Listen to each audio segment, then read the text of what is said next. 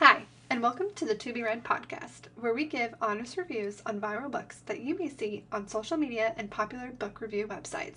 This is Karacin, and on today's episode, we're going to be discussing Two Can Play by Ali Hazelwood. So cozy on in, and let's see if you should add this book to your TBR shelf.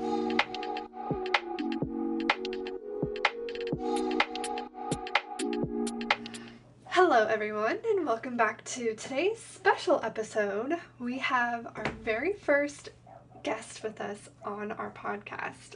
A little backstory on why we're doing this. We were going to be recording Chris and I's book of The Housemaid by Frida McFadden. Unfortunately, if you saw on our TikTok page, Chris has laryngitis and has no voice. Well, it's starting to come back, but it's not up to par. And we wanted to get an episode out this week to you guys. So my husband and I actually listened to Ali Hazelwood's Two Can Play. It's only on Spotify. And I decided, hey, instead of just not having a video, well, why don't I do a review with my husband? So that's who we're doing this with. We're going to introduce him in a second and do some get to know you questions. So let's just do that. Welcome in, my love.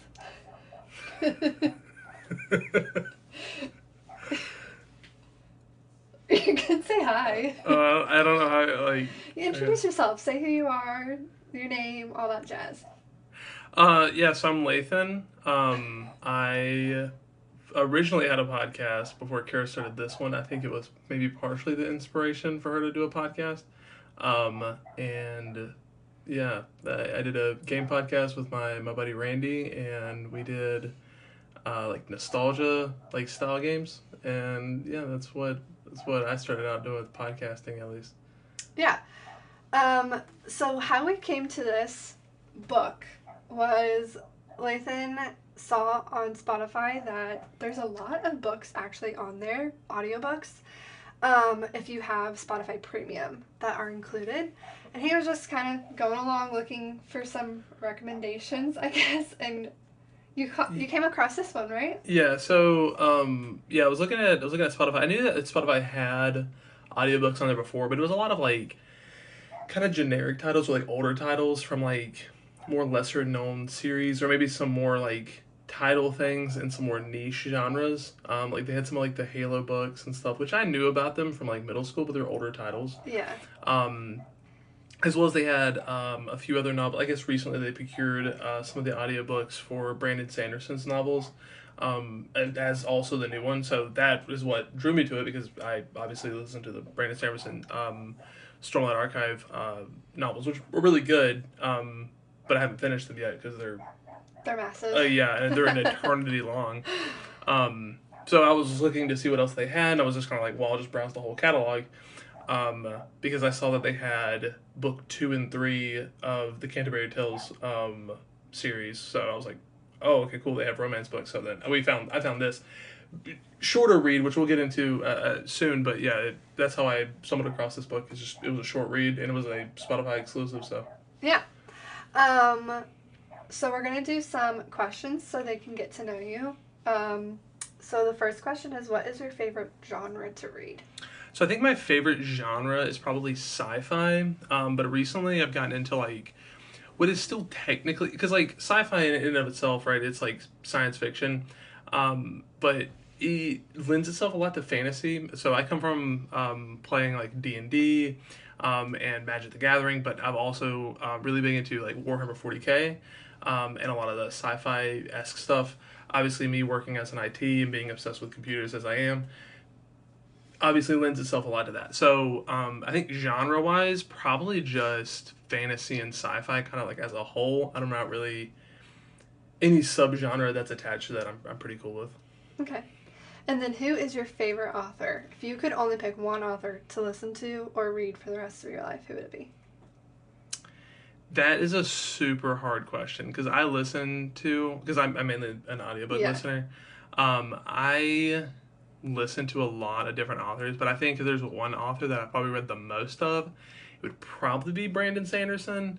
However, it's so hard for me to pick, because a lot of the books I do read are either 40K books, and they're written by a bunch of different authors, which is really fun and enjoyable because you get different experiences along the way. Then I've read a good handful of like one-off stories as well too. So I don't know. I'd probably go with Brandon because I've read quite a bit of his catalog. Yeah. Obviously, there's still a lot more of his catalog to go, but he's just such a well done writer, and he's probably the best writer of our time right now, at least for when it comes to the fantasy genre. Yeah. Okay, and then last question: what are you currently reading, and then what is on your TBR? So I just finished book 2 of Dungeon Crawler Carl, which was Carl's Doomsday scenario. So I literally just finished that 2 days ago. Super good. I really enjoyed that. And then on my to-read shelf, unfortunately, still is A Court of Wings and Ruin. I've been trying to read through that. I now have book 2 and 3 of the Canterbury Tales, which I found on Spotify, which is super cool. And then I need to finish Rhythm of War and then go on to the 5th book of the Stormlight Archives, which just came out.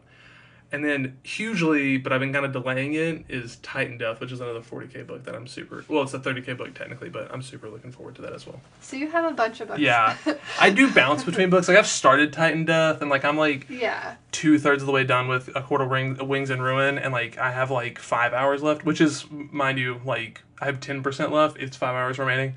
10% left of Brandon Sanderson's Rhythm of War, so... Yeah. I think it's very typical, at least for me. I always am reading 3 books. 1 physical copy, 1 on my Kindle, and then 1 audiobook.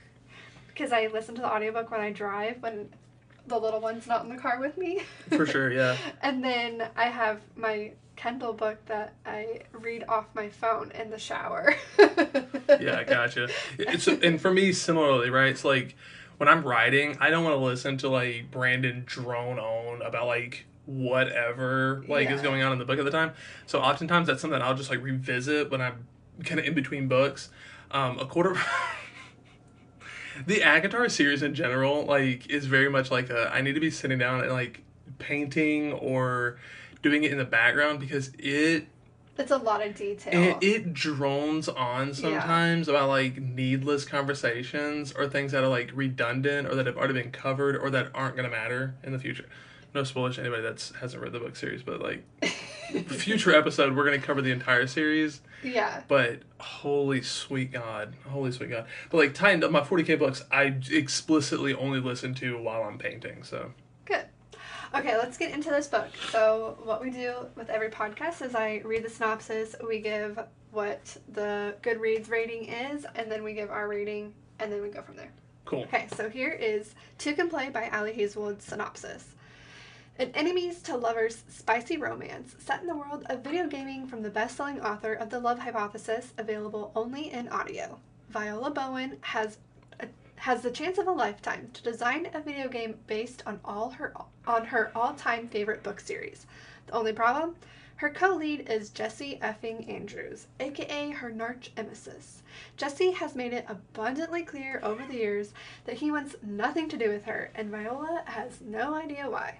When their bosses insist a wintry retreat is the perfect team-building exercise, Viola can't think of anything worse.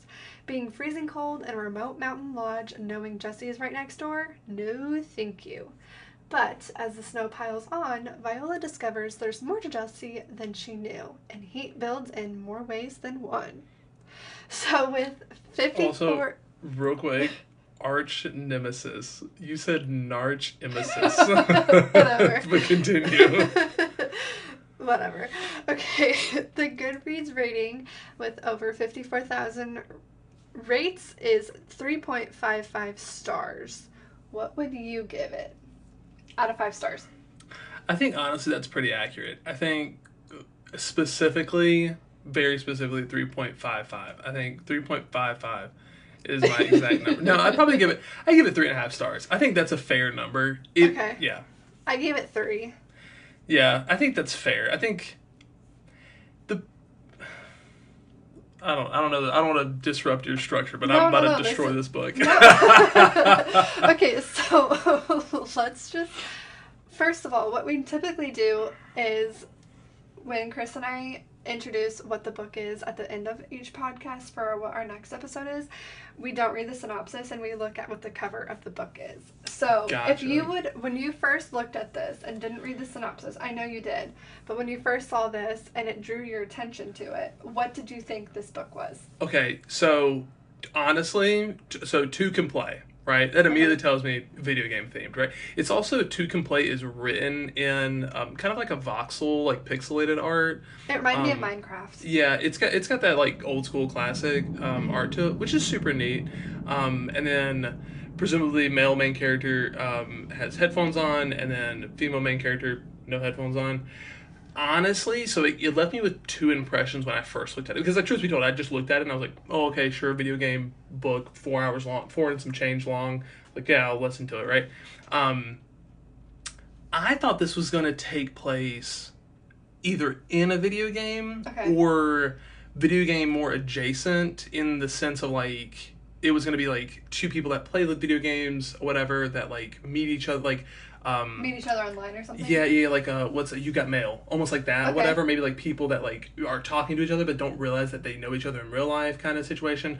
I thought it was going to be something more in that vein, which, because I absolutely am in love with You've Got Mail. I think that's an amazing movie. Okay, so you don't... you had a... No. Okay. No, to answer your question, no. I did not think it was going to be on indie game, like, game makers, like, or authors, creators. Sure. I did not think it was going to be about that. That was my opinion. I thought it was going to be more game related specifically. Yeah. I unfortunately can't say what I thought it was going to be, because you said the author's name and I was like, oh, Chris and I literally did an episode on her very first book a couple episodes ago. So I was just like, let's do it together. So I can't really say what I thought this was going to be, because you immediately told me what the synopsis was. But I agree, like, looking at it, I don't think it matches what the book is actually about. No, I don't think so either. I think it's a really cute cover. Don't get me wrong. And it's super cute. I'm attracted to it. It's got synthwave vibes, very vaporwave-esque, it's the right? Neon Purple. Colors. I mean, it's literally how my office is decorated right now. LED lights. Yeah, LEDs, purples, blues, things like that. Like, it looks super cool. I think it's very eye-catching. I think it would draw the target audience for sure. It just doesn't go with what the book is. It's slightly misleading, though. That's my only problem. Okay. It's truly like actually, in this situation, judge a book by its cover, because it's like it's misleading. The story is misleading. But anyways. Okay, so what did you like about the book? So what I liked about the book. What did you like about the book? I had a hard time with this book. It's good. I think it covers everything that it wants to cover in the 4 hours and 24 minutes that it is. Yeah. It's definitely, I don't know. I gave it 3 stars, but I feel like now that I'm thinking about it, it'd be more like 2.5. This is my reasoning. Okay. There was some good aspects to it with, like, the storyline was there. The storyline, the idea was there. The plot just fell flat.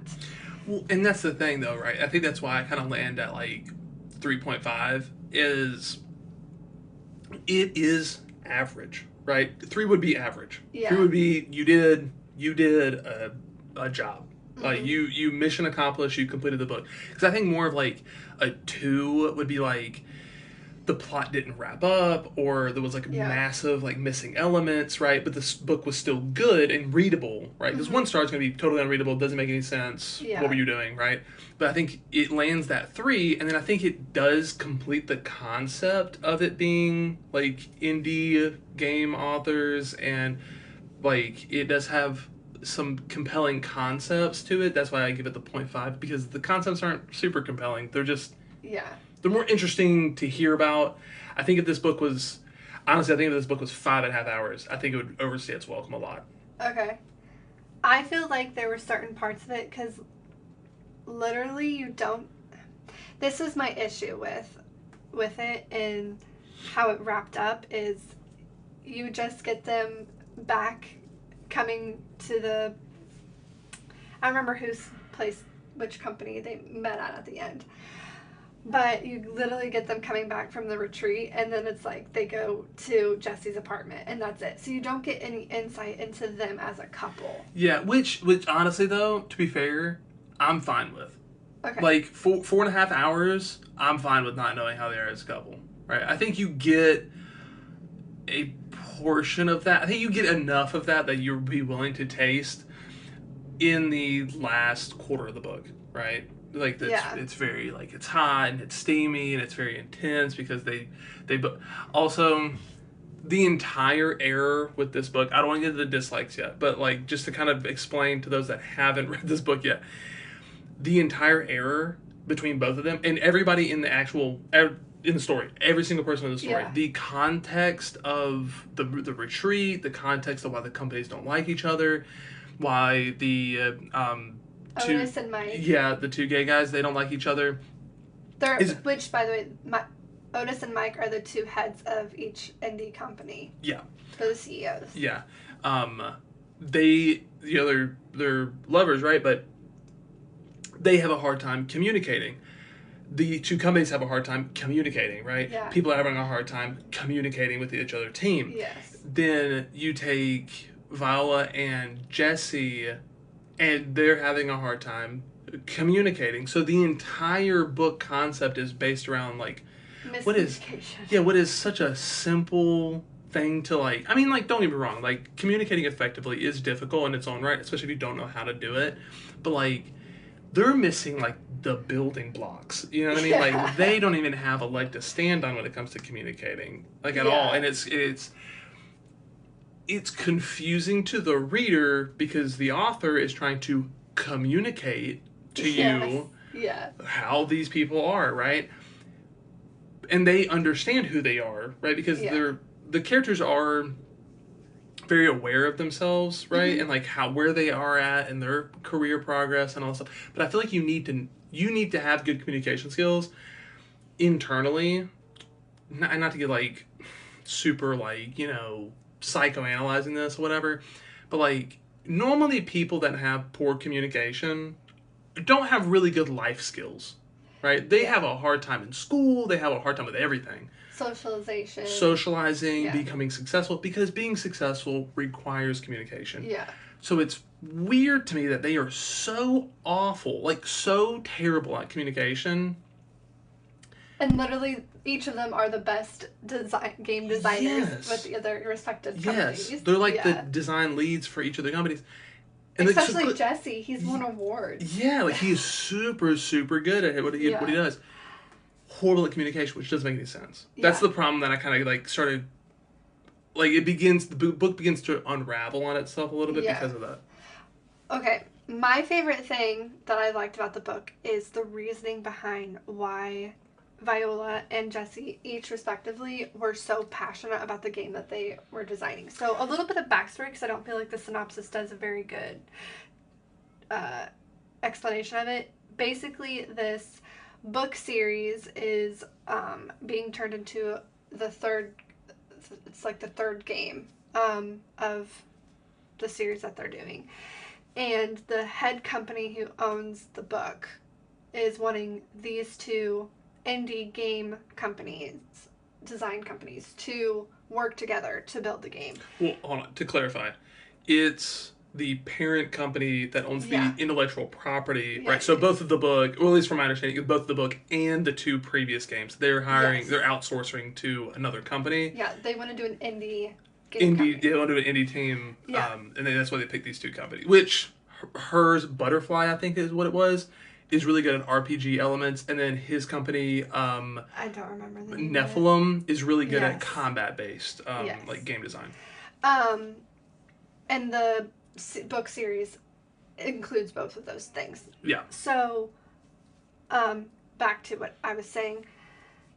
My favorite thing about the book is the reasoning behind why Viola and Jesse each respectively were so passionate about creating this game. Viola, she read this book series with her dad. Mm-hmm. And when she got older, she stopped reading it with her dad. And then when her dad was, I'm assuming it was like cancer or something, because she was saying that he was dying.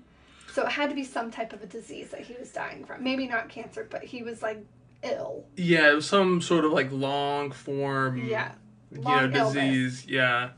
She picked it back up and read it to him with the ending of the series. And then Jesse, he read it when I don't remember, I shouldn't remember why, but it was something about he's read it so many times. Yeah, and because he fell in love with it or something.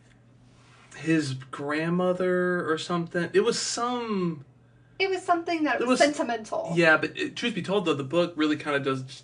They do a better job with Viola. Yeah, for him, it's very, like, glossed over. It's not... It doesn't feel super vital to the plot line. Compared to Viola's. Anyways, but I just loved how passionate they both were about wanting to create it. I feel like a lot of times when it comes to, like, movies and stuff, and I'm not going to name a movie that recently came out because I'm not giving that movie credit or the author credit for that movie. But a movie recently came out based off of a book, and you could tell that the main female actress in it did not read the book. And you could tell by the way she portrayed the character.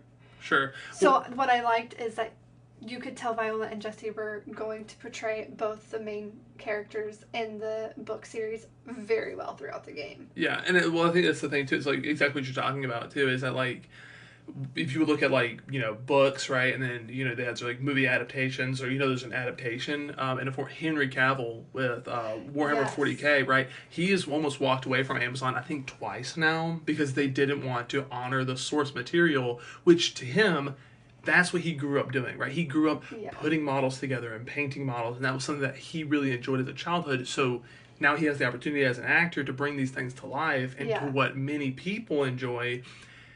He's not going to let Amazon, massive corporation, step all over this, because he will just walk out from underneath it, right? Well, same thing with The Witcher. He left The Witcher because it stopped going with the plot of the books. Exactly. It wasn't following the line correctly. So, anyways, that was my favorite thing, is the fact that Viola and Jesse were really passionate about the game and wanted to do it justice. Yeah.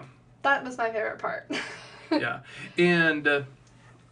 the only issue I have with that book, right, is it's a little on the nose when it comes to, like,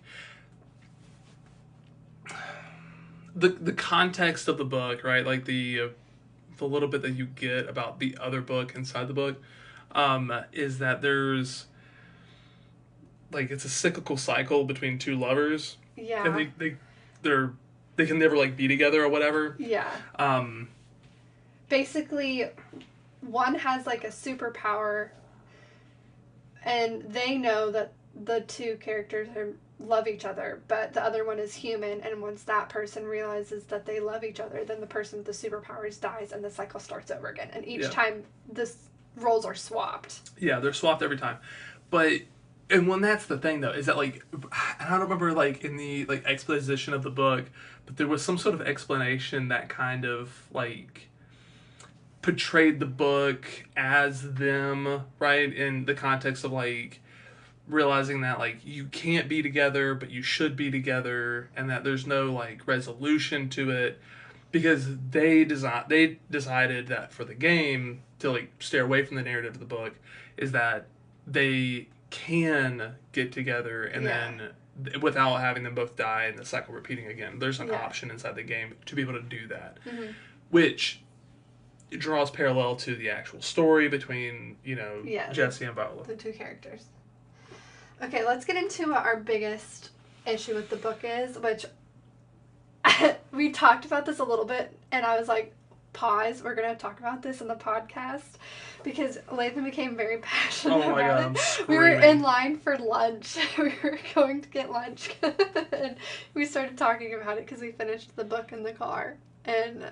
I will say this, if you enjoy old school video games and want to hear me get passionate and use a lot of expletives, listen to my podcast. We don't do it anymore, right? Like, maybe we'll pick it back up one day, but you can listen to my podcast.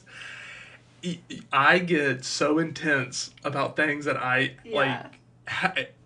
honestly, at some point when I begin enduring something, and I'm just like, I've got to make it to the end. Like, because sweet Lord Jesus. And that was this book, because first of all, okay, just some little side notes first. this book reminded me a lot of The Love Hypothesis, and the fact that, like, it was miscommunication and Jesse liked Viola this whole time. And literally within, the first 30 minutes of the book, I said that. I was like, oh, he likes her and just has never told her, and she thinks he doesn't like her. And I was like, this reminds me of The Love Hypothesis. And then, what was the other little thing that... It was just really cringy. Yeah, like it's so predictable. It was really predictable. Well, that and out of the romance books that I've read, don't get me wrong, I like when male main character is like gigantic dude, right? And female main character is small little girl, like, you know what I'm saying, like small woman. In size. Yeah, in size. Not yeah. We don't have a repeat of what just happened in Australia. Anyways, moving on.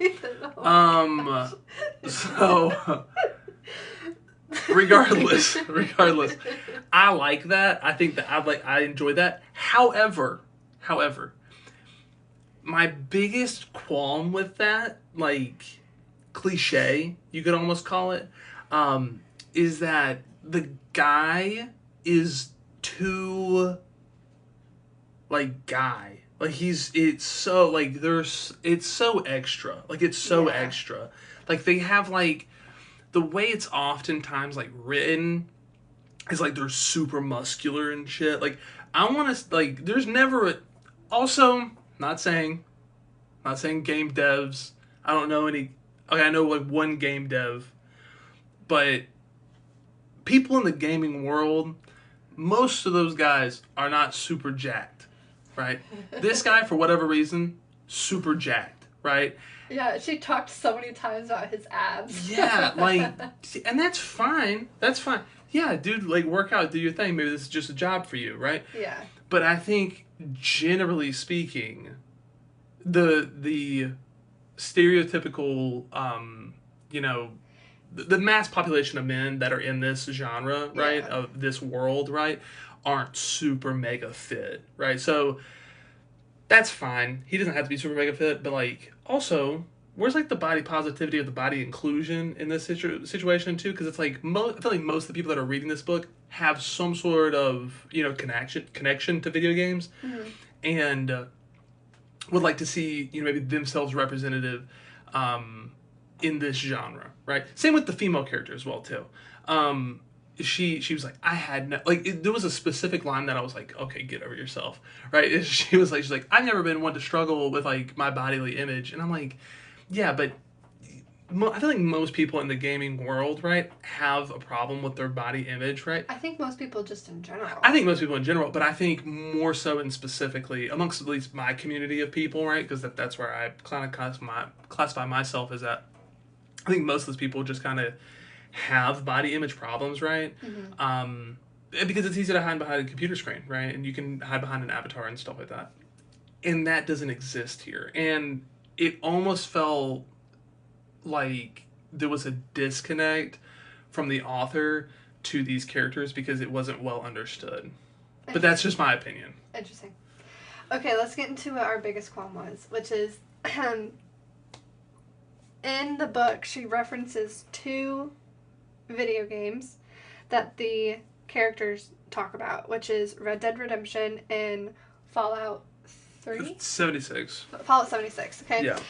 And our biggest issue is the fact that these characters work for indie game companies. And we felt like the fact that she used in the gaming world arguably 2 of the biggest known games. Fallout is a very big franchise, and Red Dead Redemption is another big. Yeah.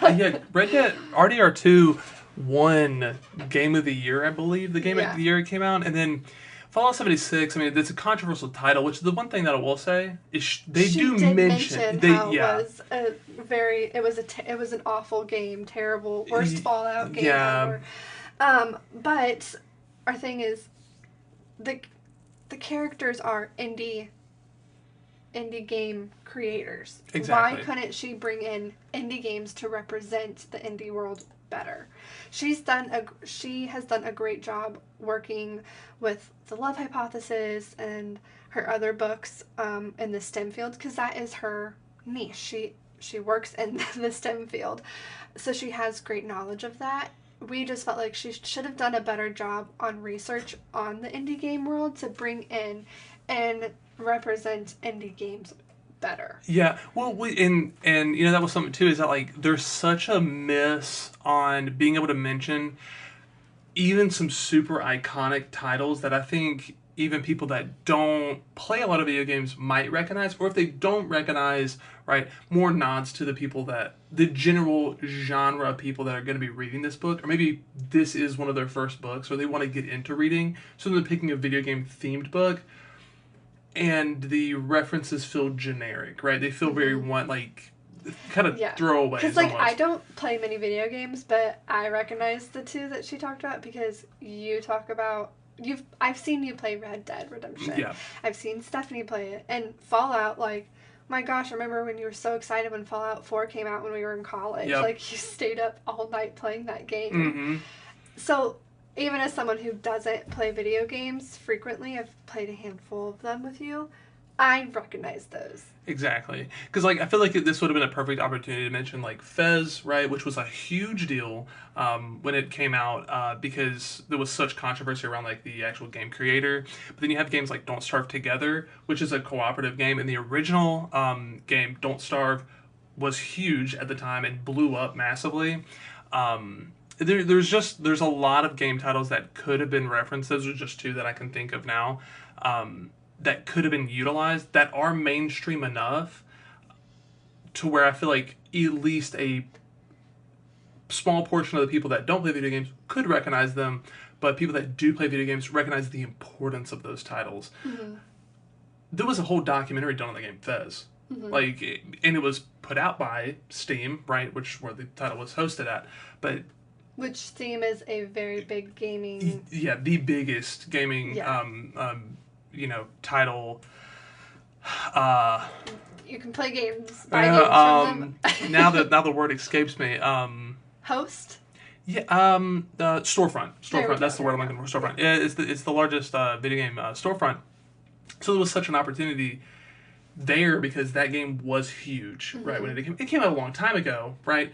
But that's the thing that I think someone like me, right, that does, I'm already into books. I already really enjoy books. I'm already into romance books. But I could see maybe if those references were there, I could maybe recommend this book a little bit better to some of my friends because it does reference books. Or it does reference games that, they'd be more familiar with. Yeah. I think she does a good job of recommending games for readers who aren't gamers, but doesn't do a good job recommending bringing in games from people who are gamers for wanting to get into reading. Yeah, which I feel like that would probably be the target audience in this situation. I think most people that read are going to listen to this book. Sorry, not even read this book. Listen to this book for 4.5 hours and then go, okay, on to the next one. And they're probably going to listen to it, much like we did, at 2 times speed. Oh, yeah. Oh, yeah. That was my biggest thing. So a 2 hour and 15-minute long book. This is a movie. Yeah, we put it first we had it at 1 time speed, and I was like, I can't listen to this book because I don't know if it was how it was edited or if I've never listened to another book that this narrator did, but at the end of every sentence, she was dragging the last word. And I don't even want to I'm not going to make an example of it because I feel like that'd be making fun of her. No, yeah. Well, because I do think it was the way it was edited. I do too. Yeah, because once again, I'm largely just listen to books, and amongst books that I've listened to, you can kind of tell, especially with some, not saying this is a smaller studio, but with some studios that aren't, when you compare it to Brandon Sanderson, right? The studio that they use, the husband and wife that he uses to read his books, are that is the Michael Jordan of audio readers, right? That is the creme de la creme. So, I think some of it is editing, some of it is maybe the narrative that they did. Which I'm assuming she's a popular narrator because her name is underneath Ali's on Goodreads, but I don't know. Yeah, Kelsey Foster. I don't know. I feel like I've heard their name before, but I couldn't tell you exactly. I don't either. I think maybe it's specifically called out because this is an audio exclusive. Maybe, possibly, but yeah, we read it at 2 times speed because even at 1.5 speed, we were like, I can't do this. Yeah, and the book is so. It dragged at some point. It drags, right? And that's the problem, is that like in a book that's so short, you don't expect it to drag, right? Yeah. You would expect something to be moving constantly because of like you're covering a lot in a very short period of time. Yeah. So yeah, that was just some of our qualms about it. It wasn't the worst book I've ever read. I would never listen to this book again. I think Ali definitely has way better books than this, and I feel like based off of the Goodreads rating, I think others would say the same as well. Yeah, that is fair. It's not her first, but I mean, I think what do you think? Do you think people should add it to their TBR shelf?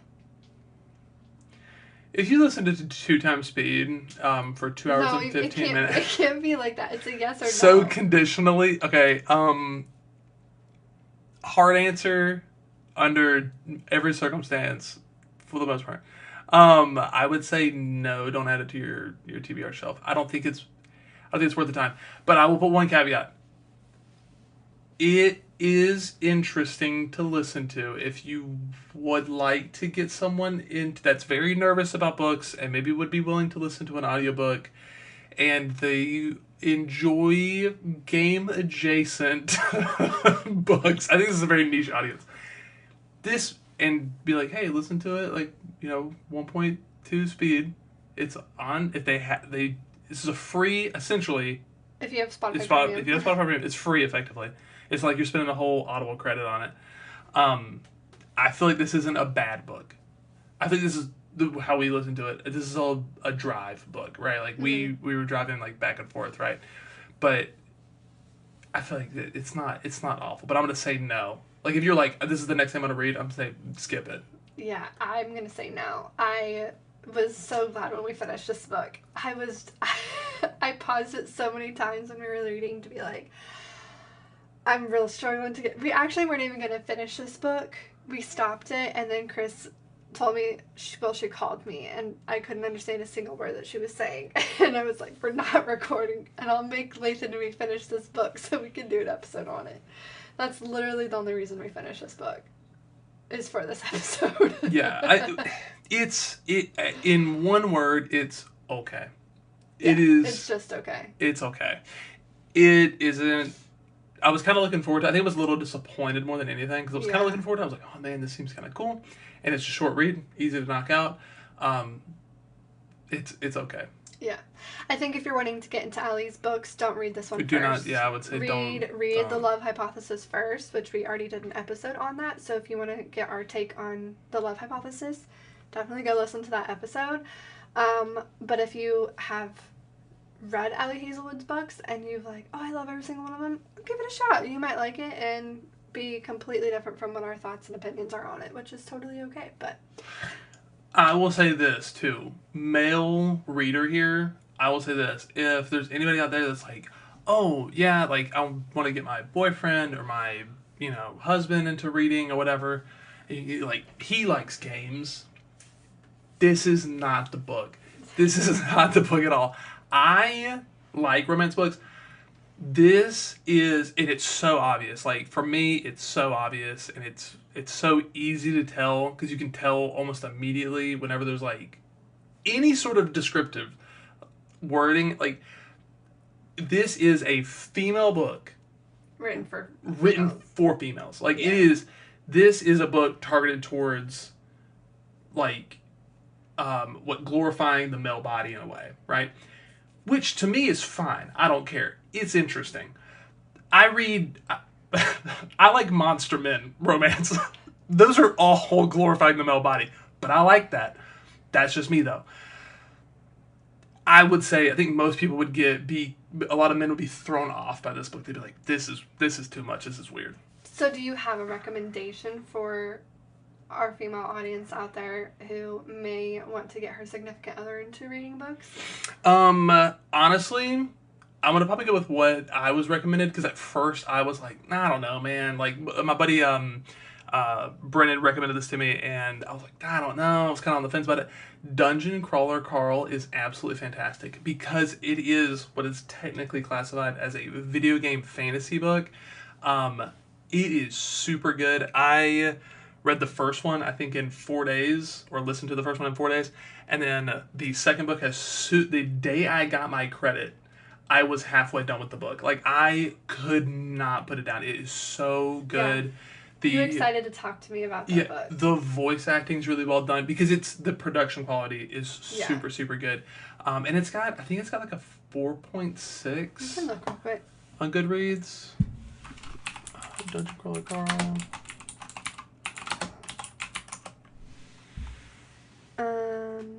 It has 4.52 for the first book with 68,000 rates, and then for the second book it has 4.55 with 47,000. Yeah, so a lot of rates. There's nothing under 4 stars. The lowest rating on it is 4.49. Yeah, and that's book 3. But and the book, from my understanding, the books are still coming out too. The series isn't finished, but like even book 7 has 4.7 stars. Like these books are super, super good. They are video game alike because of the way it actually, like, air quote, plays, right? The way like Carl interacts with the dungeon. It's very funny. It's very Carl's prior military. It's very military humor. It's just really well done. Like, it's just overall really well done. So I think if there's someone out there that wants to get their significant other that's a male into books, or if you're a female and you like playing video games, if you like video games, and reading, you like something that's a little more casual. We're not being discriminatory. No, but I think that it's targeted towards a male audience, and it definitely shows. But I listened to it in the car and I found it interesting. Yeah, and I'm not saying too. I think like, in the context of like romance books, I think you're like, oh, it's targeted towards the male audience, right? It's like sexualizing women, which is another book I'm actually reading. I forgot about. I accidentally summoned a succubus. Very, very weird book. Very interesting book. You read the interesting romance I read books? Because I like the monster romance. Anyways, off topic. Totally off topic. Dungeon Crawl Carl, super good. Would recommend it to someone that's looking. It's by Matt Dinniman. Dungeon Crawler Carl by Matt Dinniman. Yeah, and then it's got 7 books I think right now. Yeah, and it looks like the 8th one. It's getting published this year. Let me go to it to see. It says it was published. That's not right. No, that's not right. I don't know. Book 7, I believe, came out in February of this year, so it just came out a few months ago. What's the thing? November. Book 7. Yeah, November 3rd of 2024 is when the 7th book came out. So. Yeah, it's still going. It's a still running series. It's very funny, very enjoyable. So I know this is super off topic, but that's like while I'm here, I guess. Dungeon Crawler Carl, super good. Really enjoyed it. That's all. Yeah, I think that's it. I don't know. I think they're really digestible books, so they're good. Well, I hope you guys enjoyed today's episode with my lovely husband, Lathan. And make sure you are following us on social... Wow, I can speak. Make sure you follow us on our social media accounts to get updates on when this video goes up. It should be up on Friday, March 28th. And then also get updates on when our episode on The Housemaid by Frida McFadden is going to be up. So, hope you guys have a wonderful weekend, rest of your week, end of March, and we'll see you next time. Yeah, and next time, I guess, me and you will review ACOTAR. Yes, once you finish the... You still have 3 other books. Inevitably. You're only on the 3rd book. Spotify, the dramatized version of the books are on Spotify, except for the first part of book 3, out of 3 parts, is not included. But there you go. If some of you guys want to read ACOTAR, the dramatized versions are super good. Just go check, if you have Spotify Premium, just go check out the library. There's so much. There's so much. More books now. Yeah, it's really good. It's great. But all right, bye. That's all. Thank you you for joining us on today's episode of the To Be Read podcast, where we discussed To Complain by Ali Hazelwood. Make sure to join us next time as we finally talk about The Housemaid by Frida McFadden.